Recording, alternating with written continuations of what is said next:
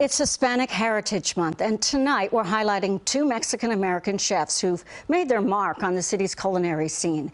They've infused their family traditions right onto their menus and showed CBS 2's Lisa Rozner how they're sharing that success with younger generations.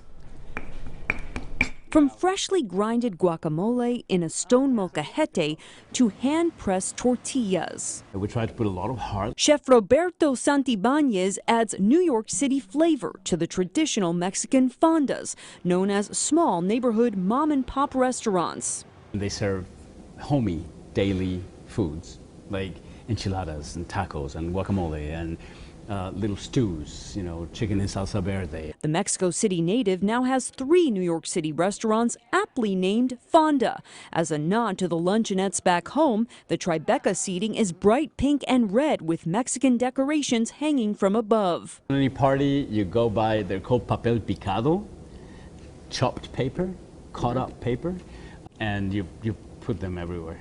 After graduating from Le Cordon Bleu in France, he took his education back to his roots. I dedicated my life to researching, learning, traveling through Mexico and eating more of my countries and learning from, the older generations. I spent a lot of my childhood also going to Oaxaca. My father's family is from there. So Oaxaca, Mexico were always home. Veracruz too. That's from my mother's side of the family. So from steak tacos to contemporary fare. It's made with oranges, limes, and chipotle peppers. Just topped with a little bit of avocado for texture. He's feeding people history.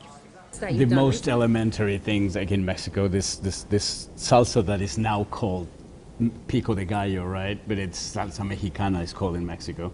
And it's just the simplest thing: onions, tomatoes, cilantro, and chilies. It's a salsa made with very smoky chili from Oaxaca. Also sharing dishes inspired by his upbringing in Mexico City is Chef Julian Medina. He worked as a line cook when he moved to New York City in the 90s. Fast forward to today, he owns a dozen restaurants in NYC and employs around 400 people. His first location, Toloache, on West 50th Street, just celebrated 15 years. Toloache is a flowering plant from Mexico, known for being used in love potions. So basically, when you say that someone gives you toloache, you just fall in love, and then you just, you keep coming back. So that was the story of the restaurant.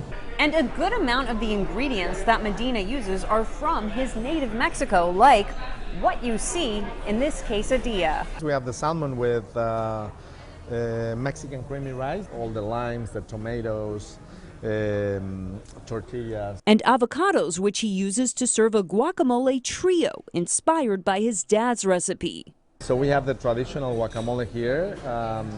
We have a chipotle with queso fresco, another variation, and then we have a fruit guacamole. So it just complements very well with topped with pomegranate seeds. 4 different kinds of ceviche, lobster tacos, and the most popular. And then we're just going to top it up with black truffle and some chives. We have the huitlacoche and truffle quesadilla. He redefines dishes alongside longtime staff who he says are an important part of the process. Hispanic Heritage Month is just so important, especially here in New York, because most of the front and back in the house and all the restaurants are Hispanic. Most of my chefs here, at least they've been with me for 10, 12 years.